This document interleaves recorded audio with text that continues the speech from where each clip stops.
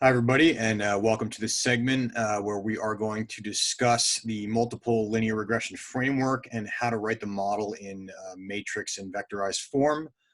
So let's go ahead and jump right into it.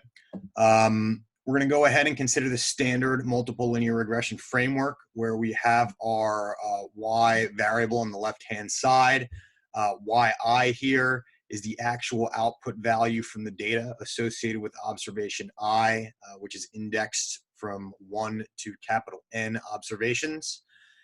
And these X values that you see over here, those are the individual observations values for each feature, for each input J, indexed by J equals 1 to K. So we have K of these variables. We have N observations. The term UI on the right here, this is just the residual associated with observation I. And the estimated regression parameters are all of these beta values, which we should all be fairly familiar with at this point. And those are indexed by J. Now note, we have a beta 0 here, but we don't actually have a 0th regressor. We're gonna rewrite the model in just a moment here to kind of fix that problem. And if we thought about having a 0th regressor on the left-hand side, something multiplied by beta 0, okay, well, if you look up at the top equation, what's multiplied by beta 0? Well, beta 0 is our intercept term, and it's not multiplied by anything except 1. So we're going to define here xi comma 0, okay, as the value 1. And this is something we don't want to forget about later. This is going to be important because if we forget to do this, if you forget to include this 1 value when we're writing everything out in matrix form, it means we're going to miss the intercept term. All right, now this notation is going to help us write things in a compact form in just a moment. Recall we can calculate the fitted values from a regression. The fitted values are also known as the predicted values along the regression line itself. If we were to look at that same regression equation on the last slide, but not include the residual term. Okay, so we're excluding the residual here. And we can always write the regression equation in terms of the fitted values. So we can see here that the actual value y, right, the actual value we have in the data set, is being composed of 2 things. Okay, part of the actual value is the part that we predict from the model, but the other part is what we miss, the residual component here. Okay, note that this difference, or this definition rather, allows us to define the residual implicitly as the difference between the actual value of y and the predicted value and the fitted value. So we're going to go ahead and just take a diagrammatic look at a case where we have only one x variable and we've estimated a regression model with an intercept term. So you can see that over here. Here is the regression equation. This is the regression line itself. Okay, and in this diagram, we're going to look for the following 3 elements. We're going to have the actual values of the outputs in the data set. We're also going to be able to observe the fitted values, okay, which are right along that regression line. And we're also going to identify the residual. All right, so let's take a look down here, what happens when we're looking at observation I. So that is the X value that we are plugging in as the input in our regression model here. Okay, and the associated Y value that we're going to get is going to be right up there, just straight up above that X value. So that is the XY coordinate of the ith observation. If we wanted to look at the fitted value associated with that observation, well, then we would go straight up until we hit that regression line, and we can plot that point right here. That would be the fitted value. And if we measured the distance between the actual value and the fitted value, that would account for the residual value in the bottom line here, again, which is the difference, rather the distance between that red dot and that blue dot here. Okay, so here's just a kind of a univariate breakdown. If we had just one regressor, this is what things look like. However, we're in a bigger world. We have multiple regressors. We have, again, n observations. So we saw that we could think about writing out the regression equation for one observation, observation I. But we can actually do this for every single observation. Okay, when y is equal to 1, y is equal to 2, so on and so forth, we can consider all of these equations as really describing the full model here. So this is where we started. We started very generically, okay? But we can think about this for every single observation. Observation 1, observation 2, observation 3, all the way down to our last observation, okay? And we have the residuals associated with each of those observations. So what we are going to do next is we're going to identify some vectors in this giant system here. Okay, we have a system of what looks like n equations. And we're going to identify a few important vectors within the context of this system of equations. So the first vector we're going to look at here is we're going to notice on the left-hand side of the equation, there is a column of y's. And we're going to think about stacking those in a vector. And that is what this y vector here is in the left pane. Okay, the other thing you'll notice is that the residuals are nicely lined up. Right? We have this vector of u's over here. Okay, and we're going to stack those and store them in this vector of residuals that we're going to call u with this little arrow above it to denote that it's a vector. So again, anything with a hat above it is something we have to estimate. Y hat, that's a fitted value. We have to estimate that given the beta hats, our parameter estimates, and U hat, the residual. And these are all estimates. Anything with a hat over it is something we have to estimate. Why doesn't Y have a hat over it? It's because those are the actual Y values from the data. Okay, the other thing we can identify here is that we have actually an n by k by 1 matrix. And again, this means we have n rows, k by 1 columns. And I'm going to denote this matrix as the X matrix. And you can see the structure of the X matrix by very carefully looking at the system of equations in the right-hand diagram, where each of those X values, right, x10 corresponds to the first observation, but the 0th variable. Remember, there was no 0 variable. In fact, that's important to recall because this first whole column should be what value? Every single one of those numbers should be 1 because they are the coefficient that is being multiplied by beta 0. Okay, but everything else in here is going to be a value that's dependent on our data, our input data. Okay, but this first column, it's always going to be a column of 1s if we're interested in estimating a regression model that contains an intercept term. If we wanted to force it through the origin, you could omit that first column of 1s, and then you would have a regression line that has to go through the origin. Okay, now, the next thing we're going to do is we're going to rewrite the X matrix in a moment, and we're going to think about here a matrix as actually a collection of row vectors. So let's consider a very generic 2 by 2 matrix with 2 rows and 2 columns. We're going to call it A. And we can write A in the following way. We could list out each of the 4 elements individually, or we could write it in compact notation where this top element is actually this entire vector, the top row of A, and this bottom element, A2 with the arrow over it, is the vector that is the bottom row of A. So again, A1 will be a 1 by 2 row vector with the elements from the first row of A, and A2 is a 1 by 2 row vector with the elements from the second row of A. So there's A1, here's A2. Right? And we're going to basically use this nomenclature to rewrite the X matrix. So instead of having those big drawn out rows in the X matrix, we're going to be able to write it in a much more compact form here. Much more compact form, where if we're looking at the first row in that X matrix, that again corresponds to this vector, and we can now see those values here in that first regression equation. Okay, if we go down to the second row of the X matrix, then we're pulling values from the second row of the regression equations. So on and so forth. We go down to the last row of the X matrix, that corresponds to all these X values associated with observation N, our last observation in the data set. Okay, so before we move further, we're going to do a little hiatus and talk about this dot product. I know we saw this towards the first day of class, but just a little bit of review here and so a little bit of vector algebra. But recall we can multiply 2 vectors together by taking what's called the dot product, also referred to sometimes in linear algebra as the inner product or the sum product.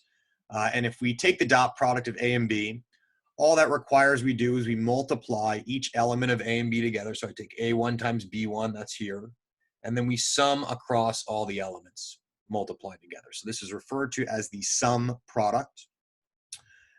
And we're going to use this to help us rewrite that giant ugly system of regression equations in a more compact form using our identification of these vectors. Okay, so let's jump back here, and we're going to consider just the regression equation for observation number 1. We're going to start with observation number 1, and we're going to apply then the same logic to all of the rows of regression equations. And again, we can define the vector of regressors for observation number 1 as this k plus 1 vector, right? It's really a 1 by k plus 1 row vector here.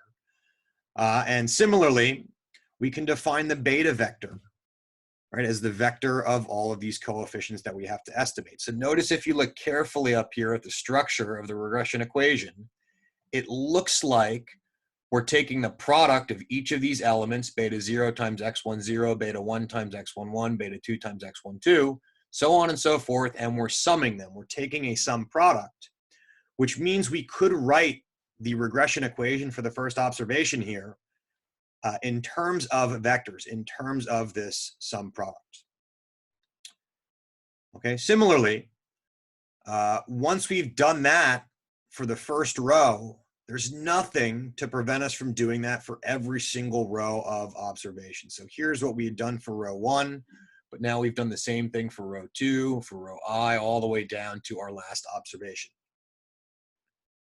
Okay, so now we can see, hey, there's a beta vector being multiplied by an x vector, and then we have a whole system of equations with that x vector multiplied by the beta vector. Okay, what's the same in each of those equations? Well, the only thing that's the same is the beta vector. Notice the y values vary from observation to observation. The x vector varies from observation to observation, and the residual is different from observation to observation. But that beta vector, that's the same. We're using the same parameter estimates, okay, to predict all the observations in the data set we use to estimate the optimal values of beta, which we're going to work on in the next segment. Okay, so what we've done is we've rewritten that system in the right pane, okay, where each regression equation, we can see here we have the dot product of two vectors, the x vector and the beta vector, and then we add that to the residual. Okay, so again, this x dot beta, that's the fitted value for y1. This is the fitted value for y2, so on and so forth. We'll come back to that. Okay, and we should be able to see here when we write them in this form, again, here is our y vector in red. Okay, we have our residual vector on the far right that we stacked up. But now we can sort of see where this X matrix is coming into play. Okay, the X matrix we have written compactly as a collection of row vectors, like we had done earlier. Okay, note again that the common element between each of those equations is the betas. The beta is being multiplied by every one of those X vectors. And that's going to wind up being equivalent to taking the beta vector and multiplying it by the entire X matrix. That'll do all of those at one time, which allows us to kind of write the entire regression model for all of the observations, all n rows of them, as one single equation in matrix form instead of having to look at each regression equation individually. Okay, so we're going to think about, real quick, another hiatus of multiplying a matrix by a vector. So let's consider the case where we multiply a 2 by 2 matrix A that has 2 rows and 2 columns. Again, first number is rows, second number is columns. We're going to multiply that by a 2 by 1 column vector B. So A was a square matrix that had the same number of rows and columns, 2 by 2, but B is not a square matrix. Right? It's rectangular. The number of rows are different than the number of columns. And we can multiply A times B, provided we put B on the right of A. You might say, does it matter? A times B, B times A. I thought when we multiply things, we can commute terms. And the answer is that's true with single numbers, with scalars. But this is not true when you multiply matrices together, if you multiply matrices together, rather. the order in which you multiply them matters. In fact, we can only multiply matrices if the following condition holds. And that is, we need the number of columns of A to match the number of rows in B. So notice in A, we have 2 columns, and in B, we have 2 rows. So that means we can multiply those 2 things together. We could not, for example, take B and multiply it by A. We couldn't do B times A here, but we can do A times B because the dimensions of the columns of A match with the dimensions of the rows of B. And this is going to be important to realize moving forward. So if we were to multiply these 2 together, okay, how are we going to do that? We're going to take B1, multiply it by A11, then we'll take B2, multiply it by A12, add those up, and that gives us the result up top here. Okay, how do we get the bottom result? Well, we take B2 times A21, and then we add that to B2 times A22, and that gives us the bottom result here. Okay, I'm going to argue in a moment that what we're doing when we're multiplying a matrix by a vector is we are essentially taking a dot product between the column of this matrix and the rows of the one to the left-hand side. So you can see that here, right? What gave us these values? Well, we took this vector and we took the dot product of this vector. We took the sum product and that gave us the result over here. Same thing for the bottom line. We took the product of the B vector with the bottom row of the A matrix. If we look a little bit closer at our multiplication, again, we should see this. So I'm going to rewrite B in vector form. And all we're doing here when we do that multiplication is we're taking B times A1, that gives us the top set of values, and then we take B times A2, and that gives us the bottom set of values. So here is how we generated the top set of values. We took the dot product of the top row times B, and then the way we generated the bottom set of values is we took the bottom row of A, and we took the dot product with B. Okay, so back to our task of rewriting the regression equations. Okay, we're going to think about the product of the matrix X times this vector beta. So here I've rewritten X, where each of the rows is now a vector. Okay, here beta is still a vector, and we've opened up beta in this next line here. Okay, so this is what we're doing. Okay, and we could think about expanding the full X matrix. Okay, and we're going to just account for each of these X beta terms on the right-hand side over here. That's what we're looking to do right now. Okay, so if we were to take the beta vector and multiply that by the top row of the X matrix X1, okay, then we would be getting X1 with the arrow times beta with the arrow. We'd be getting the dot product of those 2 vectors, and that's, again, the top row of the X matrix multiplied by the entire beta vector, the dot product of those 2. Okay, we can generate the second regression equation here, or rather the fitted value, right, X times beta, again, by taking the second row of the X matrix and taking the dot product with the beta vector. We can do that row by row all the way down to the very last row where we take, again, the dot product with the beta vector and Xn with the arrow over it. That's the bottom row of the X matrix. That gives us that value there. Okay, so what we are able to do now is write out the regression model in kind of its full glory in its matrix form. Okay, and it looks something like this. Okay, left-hand side, what was that? That was Y. Okay, this whole thing here is the X matrix, where again, our first column should be a set of 1s. Okay, beta 0 through beta k, those are the parameters we're trying to estimate. And here is our vector of residuals.